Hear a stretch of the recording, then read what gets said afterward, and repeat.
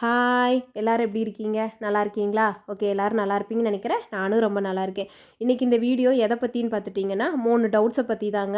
ஒன்றொன்னா நம்ம பார்த்துட்டு வந்துடலாம். ஓகேங்களா? இப்போது ஃபஸ்ட்டு டவுட் என்னன்னு பார்த்துட்டிங்கன்னா, ராஜேஸ்வரி கிருஷ்ணன் அப்படிங்கிறவங்க அந்த 1.5 இன்ச் எதுக்கு விட்டீங்க எக்ஸ்பிளைன் பண்ணுங்கன்னு கேட்டிருக்காங்க. அது என்னன்னு பார்த்துட்டிங்கன்னா, நான் சுலபமாக வளைவு எப்படி ஸ்லீவ் வளைவு போடுறதுன்னு சொல்லிட்டு ஒரு ஷார்ட்ஸ் போட்டிருந்தேன். அதில் ஒரு 1.5 இன்ச் விட்டு இந்த மாதிரி வளைவு போடுங்கன்னு சொல்லியிருந்தேன். அது என்னன்னு இப்போ வீடியோவில் பார்க்கலாம். இப்போ பார்த்துட்டிங்கன்னா நம்ம ஸ்லீவ் கட் பண்ணும்போது எல்லாருக்குமே இந்த 1.5 இன்ச் இல்லை 1.25 இன்ச் இல்லை 1.25 இன்ச் இப்படி ஸ்ட்ரைட்டாக விட்டு அப்புறம் தானே வளைவு போடுவோம். அது என்னன்னு பார்த்துட்டிங்கன்னா, இப்போது என்னோட ஷோல்டர் இருக்குல்ல, இந்த ஷோல்டரில் சென்டராக ஒரு கோடு போட்ட மாதிரி போட்டுட்டு இந்த பக்கமும் அந்த பக்கம் பார்த்துட்டிங்கன்னா சமமாக இருக்க, அதாவது எப்படி சொல்கிறது, சமமாக இருக்கிறத விட 2 சைடு காமனாக தான் இருக்கும். ஏன்னா நமக்கு ஷோல்டர் கணக்குலேருந்து ஸ்ட்ரைட்டாக இப்படி கீழே இறங்கலையில் ஒரு மேடு மாதிரி வந்து இப்படி வளைஞ்சு தானே போகுது. சேம் அதே தான் நம்மளும் ப்ளவுஸ், அதாவது ஸ்லீவ் கட்டிங்கில் என்ன பண்ணுறோன்னா ஒரு 1.25 இன்ச் இல்லை 1.5 இன்ச்சுக்கு நம்மளோட கையோட அகலம் என்ன அளவோ, நம்ம சதைப்பகுதி என்ன அளவோ அதுக்கேற்ற மாதிரி அந்த 1.5 1.25 வச்சு அப்படியே மேடு மாதிரி கீழே இறக்குறோம். ஏன்னா நம்ம கை அப்படி தானே இருக்குது, மேடு மாதிரி வந்து கீழே இறங்குது இல்லையா? சேம் இதே மெத்தடு தான் நம்ம அதுலேயும் போடுறோம். இப்போ பாப்பாவுக்கு பார்த்துட்டிங்கன்னா சின்ன கை இல்லையா? அப்போ இவங்களுக்கு எவ்வளோ இருக்கும்? ஷோல்டரோட அகலம் பாருங்கள், ரொம்ப குட்டி. அப்போ நம்ம ஒரு இன்ச்சு தான் வைக்கணும். ரொம்ப 1.25 இன்ச்சில் வச்சுட்டோன்னா அந்த இடத்துல இப்போ தூக்கு ஒரு சிலருக்கு பார்த்துருப்பீங்க, ஷோல்டர்கிட்ட அப்படியே கொடை மாதிரி தூக்கிட்டு இருக்கும். இதில் ஒரு சிலருக்கு பத்தாமல் போனால் இழுக்கிற மாதிரி இருக்கும், ஒரு சிலருக்கு அதிகமாக வச்சுட்டோன்னா மேலே தூக்குற மாதிரி ஆயிரும். ஓகேங்களா? இதுக்கு தான் இந்த 1.5 இன்ச் 1.25 2 இன்ச் வைக்கிறது. ஒரு கஸ்டமரோட கையோட சதைப்பகுதி பொறுத்து. ஓகேங்களா? அப்படி தான் நம்ம மெஷர்மெண்ட் எடுத்து அளவு பார்த்து வைக்கணும். ஓகேங்களா? டவுட் கிளியராக இருந்துச்சுன்னா ஓகேன்னு சொல்லுங்கள், இல்லைன்னா கமெண்ட்டில் சொல்லுங்கள். அடுத்த டவுட் என்னன்னு பார்த்துட்டிங்கன்னா, அந்த வளைவு அளவு செக் பண்ணணுமா சிஸ்டர் அப்படின்னு சொல்லி தரணி அப்படிங்கிற ஐடியிலேருந்து கேட்டிருக்காங்க. அவங்க என்ன வளைவு கேட்டிருக்காங்கன்னா, ஸ்லீவ் வளைவு போட்டேன் பாருங்கள், அந்த வளைவு செக் பண்ணணுமான்னு கேட்டிருக்காங்க. கண்டிப்பாக செக் பண்ணணும். எப்படி செக் பண்ணலாம் அப்படிங்கிறத பார்க்கலாம். இப்போ ஒரு ஸ்லீவ் வந்து நான் கட் பண்ணி எடுத்து வச்சுருக்கிறேன். அளவு ப்ளவுஸில் ஹாம்கோல் ரவுண்டு என்ன அளவு வந்துச்சோ சேம் அதே அளவு தான் நானும் வச்சு கட் பண்ணியிருக்கேன். ஓகேங்களா? இதை எப்படி செக் பண்ணணும் அப்படின்னு பார்த்துட்டிங்கன்னா, ஃபஸ்ட்டு நான் என்ன பண்ணுவேன்னா பேக் பீஸ் தான் ஃபஸ்ட்டு கட் பண்ணுவேன். பேக் பீஸை அளவு ப்ளவுஸில் ஹாம்கோல் ரவுண்டு என்ன அளவு வருதோ அந்த அளவு வச்சு நம்ம செக் பண்ணி தானே கட் பண்ணுவோம். இப்போ இந்த பேக் பீஸை அப்படி தான் எடுத்து கட் பண்ணியிருக்கேன். இந்த பேக் பீஸு கட் பண்ணும்போது ஹாம்கோல் ரவுண்டு எப்படி செக் பண்ணணும்னு பார்த்தீங்கன்னா, ஷோல்டர்லேருந்து நம்ம சைடு ஜாயின் பண்ணுறோம்ல அது வரைக்கும் அந்த வளைவு மேலே அழகாக அந்த டேப்பை வச்சு என்ன அளவு வருதோ அந்த அளவு வச்சு மார்க் பண்ணிக்கணும். இப்போ இந்த அளவு ப்ளவுஸில் 7.25 வருதா? அப்போது நான் பேக் பீஸ் கட் பண்ணியிருக்கேன்ல, அந்த பேக் பீஸில் அந்த வளைவுமே, அதாவது ஆம்கோல் ரவுண்டுமே 7.25 தான் வரணும். ஓகேங்களா? அந்த 7.25 வந்தால் தான் கரெக்டாக இருக்கும். இல்லை கூட குறைய வந்துச்சுன்னா நம்ம திருப்பி ரீசெக் பண்ணிவிட்டு அந்த என்ன அளவு ப்ளவுஸில் வருதோ அதே அளவு சேம் தான் வச்சு கட் பண்ணணும். எனக்கு 7.25 வந்துருச்சா?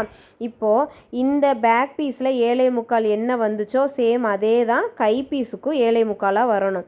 ஏன்னா பேக் பீஸும் கை பீஸும் கரெக்டாக இருந்தால் தான் நம்ம மெயின் கிளாத் கூட ஸ்டிச் பண்ணிவிட்டு கடைசியில் ஸ்லீவை ஜாயின் பண்ணும்போது கரெக்டாக நம்ம இந்த சிசர் கட் கொடுத்த இடம் வந்து, அதாவது கை கிட்ட கொடுத்ததும் பேக் பீஸ் கிட்ட கொடுத்ததும் கரெக்டாக உட்காரும். சைடு ஜாயின் பண்ணும்போது மேலே கீழே இல்லாமல் கரெக்டாக இருக்கும். ஓகேங்களா?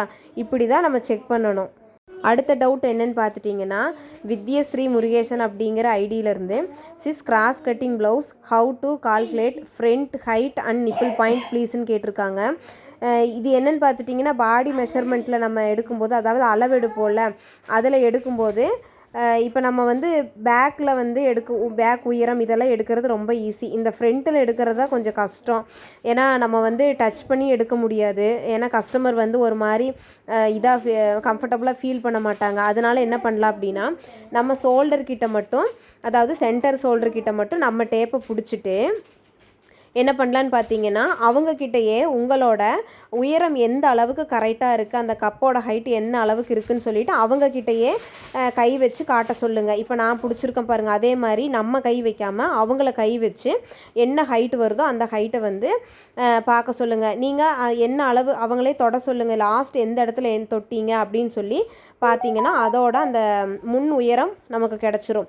அடுத்து நிப்பிள் பாயிண்ட்டோட ஹைட்டு, அதுவுமே நம்ம எதுவுமே அவங்கள பாடியில் டச் பண்ணாமல் நம்ம ஷோல்டர்கிட்ட மட்டும் நல்லா டைட்டாக பிடிச்சிட்டு அவங்கக்கிட்டேயே கேளுங்க. அப்படியே ஸ்ட்ரைட்டாக அந்த டேப்பை எடுக்காமல் மேலே பிடிச்சபடியே உங்களோட நிப்பிள் பாயிண்ட் எந்த இடத்துல முடியுது அப்படின்னு சொல்லி அவங்கக்கிட்ட டச் பண்ணி சொல்லுங்கள். நமக்கு என்ன மார்க் வருதோ அதை வச்சு நம்ம பார்த்து எழுதிக்கலாம்.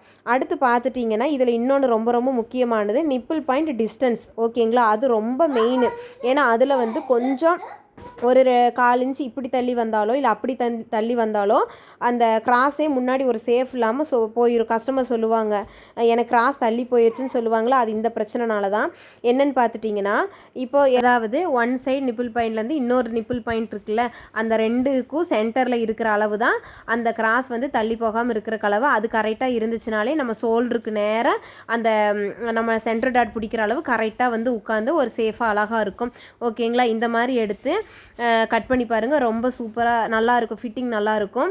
ஓகேங்களா, உங்களுக்கு இந்த வீடியோ யூஸ்ஃபுல்லாக இருந்திருக்குன்னு நினைக்கிறேன். யூஸ்ஃபுல்லாக இருந்துச்சுன்னா கமெண்ட்டில் சொல்லுங்கள். இல்லை இதில் ஏதாச்சும் டவுட்ஸ் இருந்துச்சுனாலும் கமெண்ட்டில் சொல்லுங்கள். ஓகேங்களா, இப்போ நான் ஒரு ஃப்ரண்ட் பீஸ் தான் எடுத்து கட் பண்ணி வச்சுருக்கிறேன்.